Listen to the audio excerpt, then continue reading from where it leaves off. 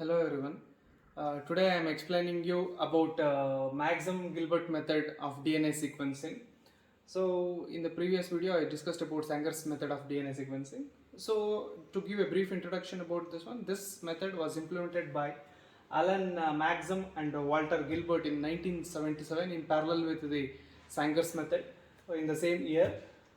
So here in the Sanger's method, it is a dideoxy method where we used to have the dideoxynucleotide, but here we use certain chemicals. That's why it is also called as chemical cleavage method or chemical sequencing method of DNA sequencing. So let's see how exactly the sequencing is done using this method. So basically, you isolate a DNA and you want to sequence that particular DNA. For that one, here in the first step, we use restriction enzyme to cleave the DNA into smaller fragments, which helps the DNA for the sequencing. Now, this is the whole genome. Let's assume, or this is the large segment of the DNA. In the initial step, we are going to cleave this DNA using restriction enzyme. After the restriction enzyme cleavage, we get a particular fragment of the DNA. It could be any length depending on the restriction enzyme that you have used. But here, for the understanding purpose, I have used this as the DNA, and this is the fragment that I got after the restriction digestion. After this, so first modification that we do in the DNA is we need to label 5' end of the DNA for the sequencing purpose. So the labeling is done using the radial labeling technique, that is using phosphorus P32. P32 this one. So we use polynucleotide kinase as the enzyme. This enzyme adds the phosphate group, that is the the phosphoryl P32 phosphorylated phosphate to the 5' end of the each strand. So you can see that there are both the strands have been it is radio labeled at the 5' end using the phosphate or phosphorus. Yeah, once the strand is radio labeled, we are going to heat it at 90 degrees Celsius, 95 or anything above 90 degrees Celsius to get a single strand, because here we are going to, in this method, we are going to sequence a single strand and we can write the complementary strand to this one. Therefore, this is let's assume this is the strand that I am using for the sequencing purpose. After heating, we get two different strands and I am using this strand for the sequencing purpose. So this has 8 nucleotides. Let's see how the things are done in the next step.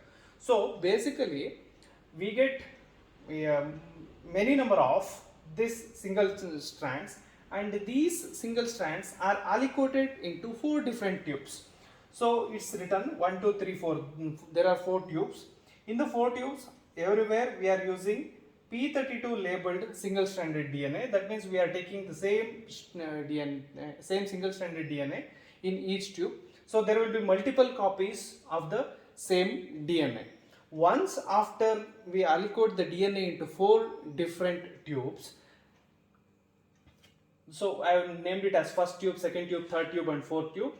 I have also given A plus G, G, C plus T and C. Let me discuss about this one little later. Into the first tube, we are adding the single labeled, that is phosphate labeled, radio labeled single stranded DNA, formic acid and piperidine. To the second tube, again the single stranded DNA, dimethyl sulfate and piperidine. To the third tube, it is single stranded DNA, hydrazine and piperidine. To the fourth tube, single stranded DNA, hydrazine, NaCl plus piperidine. So these are the components of the each tube. So let me explain you what exactly happens in case of the first tube. We have used formic acid in the first tube. The nature of the formic acid is it removes the purine nucleotides in the single stranded DNA. So we can see some purine nucleotides here. For example, A, G, it is again A, again G. So there are 4 chances of removal of the purine nucleotides. So when we add the formic acid. So one more thing is when the purine nucleotide or when the purine nitrogenous base is removed, it creates a site called as apurinic site apurinic site is susceptible for the easily degradation. That means the phosphodiester bond is near the apurinic site is broken down easily in the presence of piperidine. Here you can see that if A is cleaved as the first nucleotide, the radiolabeling is removed, therefore the remaining fragment is not detected in autoradiogram. Therefore we are going to ignore this. Next is, you can see that there is G. So formic acid, if formic acid removes the G, the fragment that we get is ACTC, which is labeled at the 5' end. You can see this. So since there are multiple copies of the single-stranded DNA, so first chance is removal of the guanine base here. The second chance is the removal of adenine nitrogenous base at this position. If adenine is removed, we get ACTCG, the polynucleotide length of 5 nucleotide, which has ACTCG. The other possibility is, again there is a guanine nucleotide or guanine nitrogenous base which can be removed by the formic acid. If formic acid removes the guanine base, so we are going to get another polynucleotide fragment with the length of 6 nucleotides. So basically in the first tube, after the cleavage by the formic acid, there are chances that it can form 3 polynucleotide chains of the varying length. The other one is the original polynucleotide chain remains as such because we have used enormous number of single-stranded DNA molecules. So some DNA molecules are not cleaved by the formic acid because of the concentration that we are using. So there are possibility that it could produce, in the first tube, it could produce 4 different single-stranded DNA molecules of the different length. So in the same way, let's see what happens in case of the second tube. In case of the second tube, we are using dimethyl sulfate and piperidine. You should know about dimethyl sulfate. Dimethyl sulfate is a chemical that methylates the guanine at N7 position. So when the methylated guanines are susceptible for the degradation, that means the guanine can be removed easily by the piperidine. So it is like wherever there is G, there are chances that it undergo cleavage. So when the dimethyl sulfate is treated, or the single-stranded DNA is treated with dimethyl sulfate, so the first fragment formed could be ACTC because G is removed. So there is a cleavage of the single-stranded DNA at this point. So ACTC. The next point is here there is another G. So if the cleavage takes place at this position, the fragment formed could be ACTCGA. So it is of the 6 nucleotide length. The other choice is the whole segment or the whole single-stranded DNA remains as such. So here also there are 3 possibilities of formation of the polynucleotide chain. One with 4 nucleotides, the other one is 6, and the other one is the original one. So in case of the third tube, which is designated as C plus T, here we are using a chemical called as hydrazine along with piperidine. Hydrazine is a chemical that cleaves the DNA wherever it finds the pyrimidines, specifically cytosine or thymidine. So here you can see that the second one is cytosine, third one is thymine. So again cytosine, the last nucleotide is thymine. So therefore, when we treat with hydrazine and piperidine, hydrazine cleaves at the first point, that is at the cytosine. It removes the cytosine nucleotide first, then subsequently the phosphodiester bond is broken down. So if it removes cytosine, the first fragment possible is a single nucleotide, that is adenine nucleotide, where the 5' end of it is phosphorylated, I mean the radio labeled.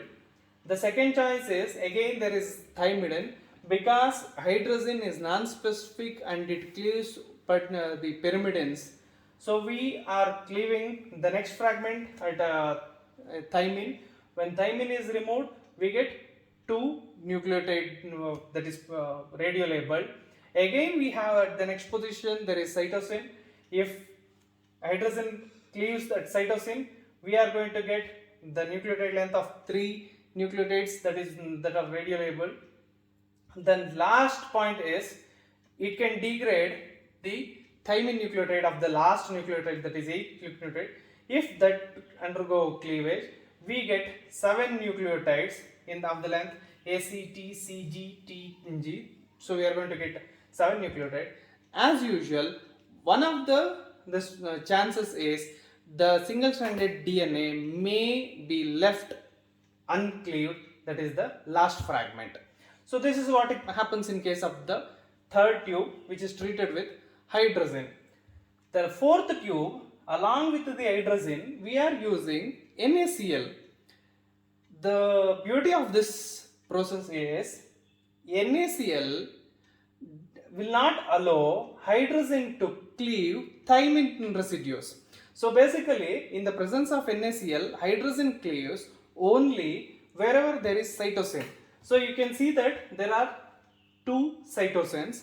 Therefore, when it is subjected to hydrazine treatment, we are going to get, if this cytosine is removed, we are going to get a single nucleotide with the radio labeling. The next possibility is, again there is cytosine at the 4th position. So if cytosine is removed and this phosphodiester bond is broken, we get the fragment of the length 3 nucleotide, that is ACT, with the 5' end radio labeled. The other than this, we are going to get the whole single-stranded DNA as such, which is not cleaved by the hydrazine and NaCl. So in this tube also there are 3 possibilities of the formation of the DNA segments. So after analyzing all the 4 tubes, how we are going to frame the results, or how we are going to interpret the results? We are going to subject all the contents of the tubes to the page, that is polyacrylamide gel electrophoresis. So in the first well, the first tube contents are loaded. In the second well, second tube contents are loaded. In the third tube, in the third well, third tube contents are loaded. In the fourth tube, fourth well, 4 tube contents are loaded and subjected to the electrophoresis. We are going to use polyacrylamide gel electrophoresis because it can differentiate the polynucleotide chains even if there are difference in the single nucleotide chain also. Now what happens in case of the first tube? So if we load here, we know that these are the fragments available in case of the first tube, as we learnt in our previous slides. So there are totally 1, 2, 3, 4, 1, 2, 3, 4, 5, 6, 1, 2, 3, 4, 5 and totally 8. So there are totally 4 fragments. If we subject it to page, we are going to get 4 different fragments. So this 4th segment, because the smaller the chain or the smaller the fragment, it moves faster in the page. Larger the fragment, it stays back. So ACTC, it has only 4 nucleotides. So we have given the number for the understanding purpose. It has reached somewhere, it has traveled across and it has reached somewhere here. So 5 nucleotide fragment is heavier than the 4. That's why if you start electrophoresis from here, it has not traveled as much as 4 has traveled. So it has reached wherever the 5 nucleotide should be. Then the 6 nucleotide fragment is much below. It has not reached the bottom of the gel. And 8 nucleotide, the whole segment has retained here itself. This is what happens because there are 4 fragments in the first tube. We are getting 4 bands in case of the page. So what happens in case of the second tube is, if you look at the second tube, there are 3 fragments, 4, 6 and 8. So when you subject it to page, we get 8, then the 6 nucleotide fragment, then the 4 nucleotide fragments. Then what happens in case of the third tube? In the third tube, named as C plus T, we are going to get 1, 2, 3, 4, 5, totally 5 fragments. So based on their molecular weight, they are going to be resolved. So when it's subjected to the electrophoresis, you can see that one band has reached almost the end of the gel. That corresponds to the smallest fragment, that is with a single nucleotide. You can see that the molecular weight can be analyzed using the marker given in this side. and the next fragment is AC, 2 nucleotides. So you can see the 2 nucleotides somewhere comes here, 3 nucleotides comes, ACT is a 3 nucleotide, comes somewhere here. Then it is the 7 nucleotide one, 7 nucleotide you can see here, and 8 nucleotides. So totally there are 5 fragments in the tube, so we are getting 5 different bands. Then in case of the last tube, that is fourth tube, there are possibilities for having 3 bands. You can see that 1, 2, 3. The first band corresponds to the 1 nucleotide, you can see below. The next one is 3 nucleotide. You can see that it has attained electrophoresis mobility has attained, and you can see the third band. The 8 nucleotide one is consistent with the it has retained near the gel. So to analyze this one, all the fragments are, you should remember that all the fragments are radio labeled at the 5' end. Therefore, these, after doing page, you need to do autoradiography. Therefore, it can be visualized like this. One important point you should remember is, after the cleavage, the remaining portion of the DNA fragment is not detected in the autoradiogram because only the terminal phosphate is radio labeled, not any other phosphates. Therefore, after the cleavage, none of the cleaved fragments are detected in the autoradiogram. So this is the pattern that we have got, and using this data, we need to write the sequence of the DNA. First thing, to analyze this, you can see that I am going to analyze how exactly, I am going to tell you how exactly you are going to interpret the graph. In the first nucleotide, let's start from the bottom. In the first nucleotide, you can see that there are 2 bands, one is at C plus T, the other one is C. You know that C plus T tubes are treated with hydrazine, whereas the C tube is treated with hydrazine and NaCl, where it protected thymine removal. And if you get 2 bands at both the wells, it indicates that, so there is a pyrimidine, because C plus T and C both are pyrimidines. There is a presence of the pyrimidine. We need to identify whether it is a cytosine or thymine. Now, since a band has appeared both in case of the cytosine well as well as cytosine plus thymine well, so it can be interpreted that yes, it is the first nucleotide present is a pyrimidine and it is a cytosine, because if it is not a cytosine, we would have got the band only here. So since there are bands both in case of C plus T and as well as C tube, so it is cytosine. The next one is second nucleotide. To analyze the second nucleotide, yes, of course we are getting a band in C plus T tube, but there is no band in C tube. So how to interpret this is, since in case of the, when we use hydrazine, the band has formed, that means a pyrimidine has been degraded, but that pyrimidine has not produced a band in the C labeled tube. Therefore, we can call it as, among C and T, there should be one nucleotide. It should be a pyrimidine. Here, since there is no formation of cytosine fragment here, so it must be thymine. It is interpreted as thymine. So you can see that. So again, there is a formation of band both in case of C plus T and C tube. Therefore, since the band has appeared in both cytosine and cytosine plus thymine tube, so it can be interpreted that the nucleotide present is C cytosine. Then the fourth nucleotide, if you come here, the fourth nucleotide is appeared both in case, the fragment has appeared both in case of A plus G and G. So this says that the nucleotide present at the fourth position is a purine.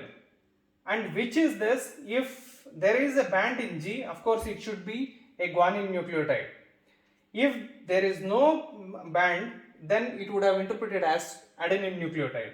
In the fifth position, you can see that there is a band in A plus G, but whenever there is a particular reaction taking place for the guanine, the band has not appeared. Therefore, this nucleotide should be A.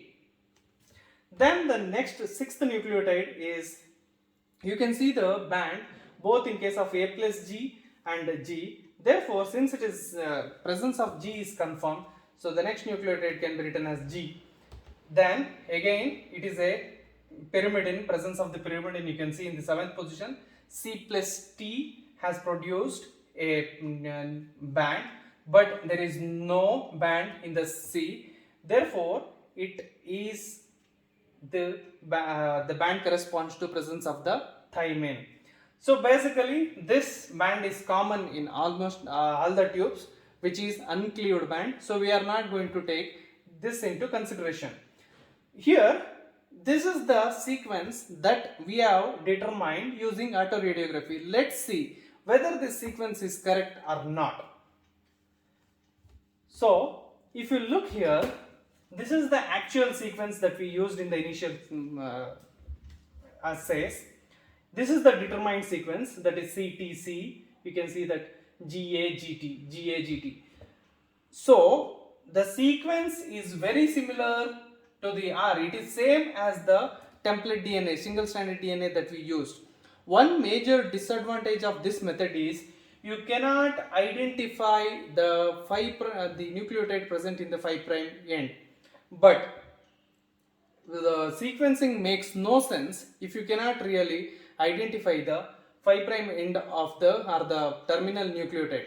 For this one, I told you in the initial slide itself, the DNA is treated with, the genomic DNA, isolated DNA is treated with a restriction enzyme. Once the restriction enzyme cleaves, we know that the specificity of the restriction enzymes. Therefore, considering the specificity of restriction enzymes, we know which nucleotide where it has degraded the DNA. Therefore, it can be written as A directly without sequencing. We can write this as A because restriction enzymes are so specific. We can write the first nucleotide using this one. So this is the determined sequence using the this chemical sequencing method, and this is the complementary sequencing that we have written. So that means we have got both the sequence of both the strands, and this is the actual DNA that I used it in the first slide. And now you have understood that both the sequences are same. Therefore, using this method, we can easily sequence the DNA, or this is the chemical method for the sequencing of the DNA. And one more thing is, I have given A plus G in the tubes. We have given A plus G, yes, here A plus G, G, C plus T and C, because A plus G means in the contents of the tube cleaves both A and G. That's why it is given A plus G. In this tube it's given G because dimethyl sulfate removes only guanine nucleotides. That's why it is given G. In case of the third tube, it is given C plus T because the presence of the hydrogen cleaves both C and T with non-specifically. That's why it is given C plus T. And in the fourth tube, it is given only C because in the presence of NaCl, hydroxyl cannot cleave the thymine nucleotide. That's why it is given only C. That based on this, the alphabets are given. So after analyzing these methods, we got to know that using autoradiography, we got to know that the DNA can be sequenced easily using the chemical method. So these are the key points that you can you need to remember. Each tube carries multiple copies of the radiolabeled single-stranded DNA. Therefore, we get many types of fragments in each tube. And in the first tube, treatment with formic acid creates a pyruvic site which makes the phosphodiester bond susceptible for degradation. In the second tube, dimethyl sulfate methylates guanine at the N7 and glycoside bond of the methylated purine is unstable and breaks easily on heating with neutral pH. In the single-stranded DNA used for sequencing, only 5' phosphate is radiolabeled. Therefore, the cleaved fragment in each tube is not detected using autoradiography. These are the key points. If you are not followed somewhere in the presentation, you can just have a look at these points. That's all. Thank you.